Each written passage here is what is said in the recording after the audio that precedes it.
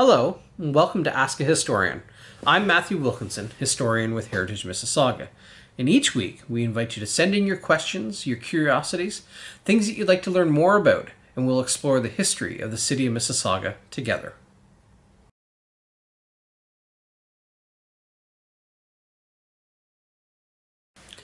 Thank you, David, for your question on the nursing sisters. And yes, indeed, we have connections to nursing, and I will fully admit that it's not fully explored as we hope to do in the near future.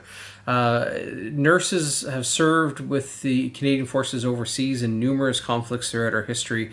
Beginning, of course, there were nurses in the Fenian raids, in the Boer War, in the Northwest and Red River rebellions, but predominantly in the First and Second World War, where thousands of nurses stepped forward from Canada to serve in support of our armed forces. And specifically looking at the First World War, for which at the moment we have more information assembled than we do for the Second, but that is something we are looking to explore further. But for the First World War, nurses volunteered from all over Canada. The average age of nurses who served was just under 29 years of age. The nursing sisters served throughout the First World War. The first contingent of the Canadian Expeditionary Force, which set sail for England in the late fall of 1914, it included some 100 nurses. By the end of the First World War, some 2,854 nursing sisters had enlisted with the Canadian Expeditionary Force as part of the Canadian Army Medical Corps. And of those 2,854, 2,411 saw service overseas. Other nurses volunteered to serve with the British Army, and still others without nursing training served as voluntary aid dispensers both at home and overseas. These women served in hospitals in England, France, and the Eastern Mediterranean, and aboard numerous hospital ships, tending to the massive number of casualties during and after the First World War. There was also a major military hospital in Toronto on Davisville that saw to soldiers recovering from their injuries during and again after the First World War.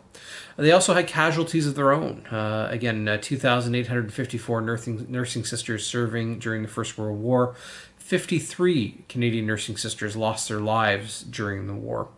Of these, 22 died of disease, many of whom succumbed to the Spanish flu as it ravaged the military hospitals at the close of the war. In one incident on June 27th of 1918, 14 nurses were killed when their hospital ship, the HMHS Landover Castle, was torpedoed traveling from Halifax to Liverpool, England. The nurses who served with the Canadian Army Medical Corps, the nursing sisters, were fully enlisted officers, and they were given the rank of nursing sister with relative rank and equal pay to men. They were nicknamed the Bluebirds because of their blue uniforms and white veils. The nurses were required to be trained nurses before enlistment. They had to be British citizenship, possess what was called a high moral character, physical fitness, and be between the ages of 21 and 38. Most of them were unmarried, were single, and many had brothers or fathers serving in the Canadian Expeditionary Force. The nursing sisters did not work on the front lines. Although hospitals and clearing stations were often in close proximity to where the fighting was taking place, they were intentionally removed from immediate frontline vulnerability, although this did not make the positions necessarily safe. Clearing stations and hospitals were occasionally targeted by enemy fire. The nurses, they cared for wounds daily, rebandaging injuries, fighting infections. They nursed soldiers through dysentery, trench fevers, pneumonia, and of course the Spanish flu from 1918 to 1920. At least 3 nursing sisters from historic Mississauga joined the Canadian Army Medical Corps. They were nursing sisters Mary Susan Denham, Beatty of Streetsville, Mary Edith Crickmore of Clarkson, and Ida Mary Harcourt of Streetsville. There are likely many more, and we hope to uncover some more of those stories in the years to come. Just to briefly touch on the 3 that we know about, Susan Beatty was born in Streetsville In 1875, she enlisted in Montreal on June 3rd of 1915 as a graduate nurse. She sailed overseas in August of 1915. She served in England and France with the No. 3 Canadian General Hospital and No. 21 Casualty Clearing Station. And also with the Canadian Army Medical Corps Regimental and Training Depot, amongst other postings. She returned to Canada in July of 1919. Mary Crickmore was born in Clarkson in 1889, the daughter of Minnie and Edwin Crickmore. She enlisted on February 11th, 1918, and was stationed in Toronto at the Davisville Military Hospital and the Spadina Military Hospital. And she served between 1918 and 1920. Ida Harcourt was born in 1890 in Streetsville and enlisted at the base hospital in Toronto on June 27th of 1917. She left for England a year later, June 25th of 1918, and was posted at the No. 11 Canadian General Hospital in Bramshott, and then the No. 16 General Hospital in Operingham. Ida contracted influenza, the Spanish flu, in November of 1918, but was cleared to return to duty a few weeks later. She likely caught the influenza virus through the treatment of her patients, many of whom were suffering from the Spanish flu themselves. She returned to Canada aboard the SS Majantic on August 15th of 1919, and for her service, Ida was awarded the Royal Red Cross Medal. So again, 53 fallen amongst our nursing sisters in the First World War, from 2,854 that had served. In the Second World War, Canada-wide, we know that we had 4,480 nursing sisters that served in the Second World War. We will be looking to explore more information on that and hopefully making some local connections in the months and years to come. And again, from the nursing sisters, you're very right, David. We often focus, rightfully so, on our soldiers and those that fell in our wars. But we should also pay recognition and remembrance to the nursing sisters who very capably supported the armed forces overseas. And we truly do remember their own brave service. So thank you for your question.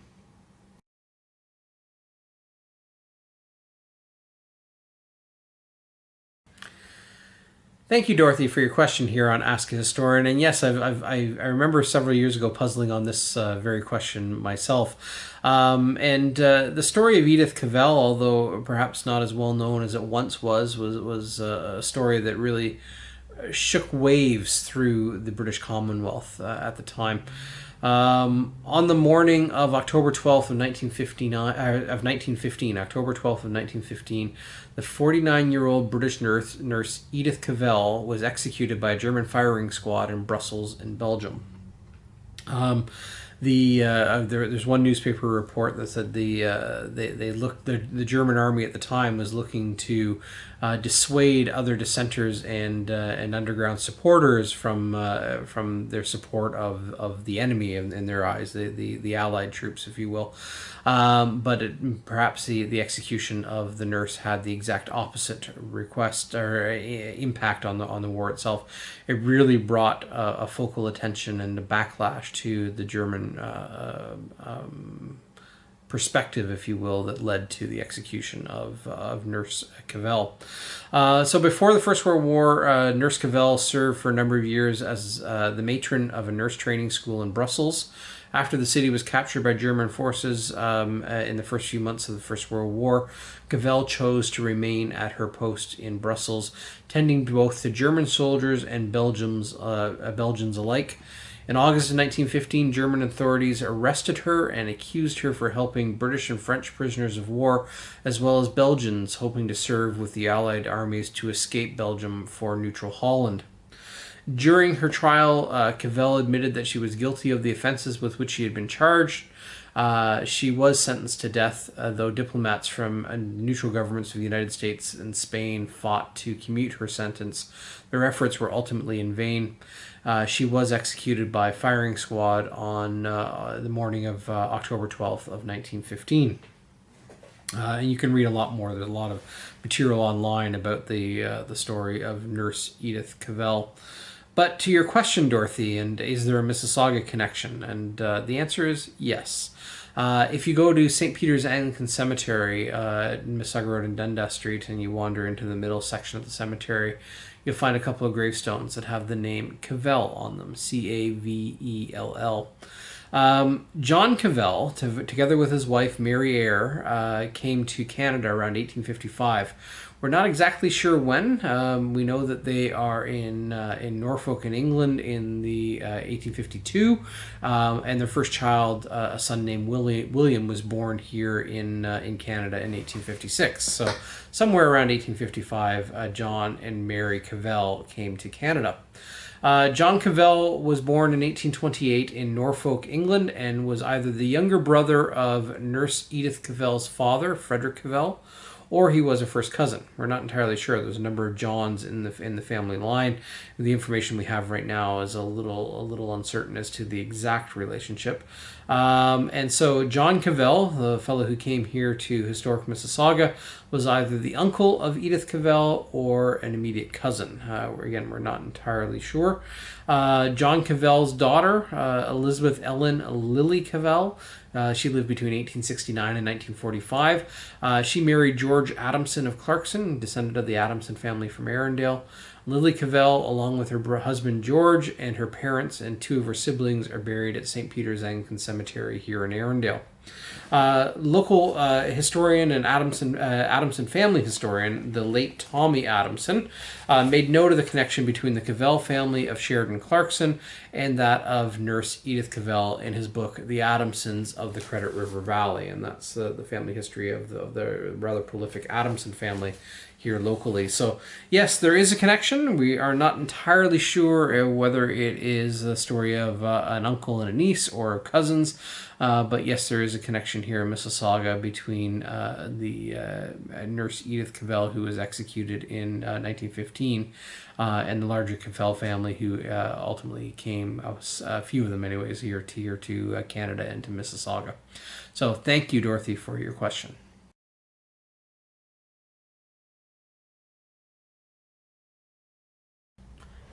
Thank you, Ali, for your question here on Ask a Historian. And yes, when you look at enlistment, particularly in the First World War, which we have a great deal more information on at the moment in terms of local connections, but it's always a push-pull factor between to go or not to go, and what may drive someone to enlist versus keep them at home, even if they wish to enlist. There are certain segments of the population that were considered essential workers, like farm workers at the time. If you're engaged in agricultural produce, you were generally not encouraged or were refused entry into the services. During the First World War, we have a number of stories of those that wished to enlist that could not because of the farm work that they were engaged in. There's also another thing: if there was a will, there was a way, and there's lots of stories of those that were underage and lied about their age, or those that were farm workers that simply went to a different area in which to enlist than where they had resided or worked. Again, some stories, again, if there was a will, there was a way to find service. Right from the outset of the war, there was both social and political pressure on the young men of the country to enlist for service. Canada had promised to support through manpower, and there were always, right from the beginning days of the war, right to the end, there was drives to recruit new people to the armed forces. Many newspaper ads conveyed posters that appealed to the patriotic duty to crown and country, while at the same time shaming young men into enlist by appealing to mothers and wives to send their men overseas. Lots of ways. Almost one of the sayings was, whatever way worked was the tactic that was chosen, whether it was the appeal to patriotism, to adventure, to spirit, to cowardice, to shaming. Different tactics would be used at different times to kind of recruit people out to enlist in whatever battalion was being raised at the time. Right from the, again, farmers and agricultural producers in rural areas such as historic Mississauga at the time were hard-pressed to determine the best course of action, and many of them were not allowed to enlist because they were considered essential workers from the food end of things, and they were needed at home to support the war effort. In the early years of the First World War, particularly between 1914 and 1915, voluntary enlistment was very strong. The first contingent of 31,200 Canadians, amongst them approximately 200 soldiers from Peel County, arrived in Britain on October 14th of 1914. It was dubbed Canada's Answers, but almost as soon as they were assembled, it was apparent that there would be no quick end to the war, and that many more soldiers would be needed. By mid-1916, Canada had enlisted some 300,000 recruits, but had committed to raising 500,000 more by the end of the year. By the end of that year, when it was an astronomical number at the time. The pressure on Canada and Canadians led to the conscription crisis of 1917. The Military Services Act, amidst a great deal of controversy, was passed on April 29th of 1917, allowing the federal government to conscript able-bodied young men into the military service. So here in this community, for example, we have lots of stories of the volunteer enlistment that took place, but we also have those of conscription through the Military Services Act, and so we have stories of both. In terms of the recruitment itself, the physical process of it, in historic Mississauga, there was a local recruitment office in Port Credit. Well, many other traveling recruitment officers came through the rural countryside and visited villages like Streetsville and Arundel and Malton, looking for people to enlist with them. They were referred to as the recruiting sergeants at the time. Most of the young men from historic Mississauga who enlisted in the early years of the war did so voluntarily. Well, undoubtedly, again, we have at least a handful of stories, and likely many more of those that were conscripted into service towards the end of the war. Once enlisted, some basic training took place at a variety of locations, depending on kind of the location that the young soldier would be associated with. There was training that took place at the Long Branch Rifle Range down in Lakeview, at the Cooksville Fairgrounds, also at the Hamilton Fairgrounds, and the exhibition camp down at what is now the CNE, all areas of local training. They would be gathered en masse and assembled before being sent to the main Canadian CEF, Canadian Expeditionary Force Training Base at Valcartier, Quebec, before being sent overseas via Halifax or Newfoundland and overseas. Upon arrival in Britain, Canadian troops were reassembled on the Salisbury Plain outside of London, England, and then prior to being sent across the English Channel to the front. Most often, they did not serve, at least in the beginning years, as Canadians. They became auxiliary support units for British units, only to be reformed in 1917 as Canadian units under Canadian command. So a significant contribution by Canadians in the First World War, but starts here at home in terms of raising soldiers to support the war effort overseas. So again, we had approximately 700 soldiers from historic Mississauga who served in the First World War that have to be recruited either again voluntarily or be conscripted into service. Of the over 700 that served, we have to date identified 96 fallen from historic Mississauga during the First World War.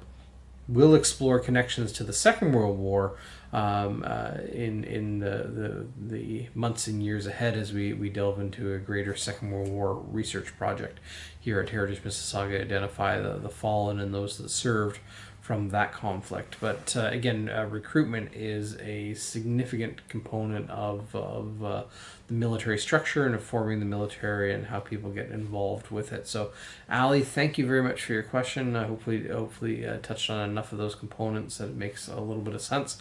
But the recruitment, again, it's every community kind of had different stories for recruitment, whether they were covered positively in the newspapers or newspapers. There's one example where the desire for recruiting was to get 20 men, and Port Credit had enrolled 20, and the recruiting officer came up to Streetsville, and Streetsville enrolled 8, and the front page of the newspaper was, "Now we are ashamed."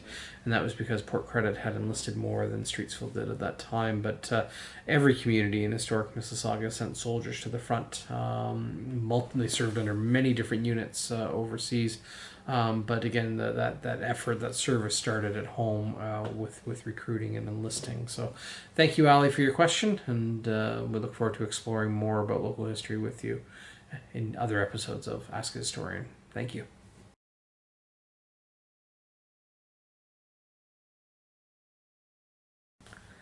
Thank you for joining us with Ask a Historian, and always a pleasure to each and every week to explore local history with you.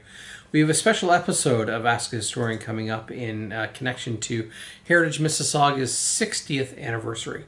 Heritage Mississauga turned 60 on December 6th, and on Friday, December 11th, we'll have a special edition of Ask a Historian that week. Normally, we would take place on a Thursday, but that week it'll be on the Friday.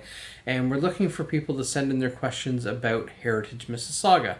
Ask us about the things that the organization has done over the years, what our own history is, some of the people that have been involved with Heritage Mississauga over the years, and we'll have fun exploring the history of this organization and its 60 years of service in what is now the city of Mississauga. So again, Heritage Mississauga turned 60 in 2020, and we look forward to exploring the history of this organization with you on Friday, December 11th.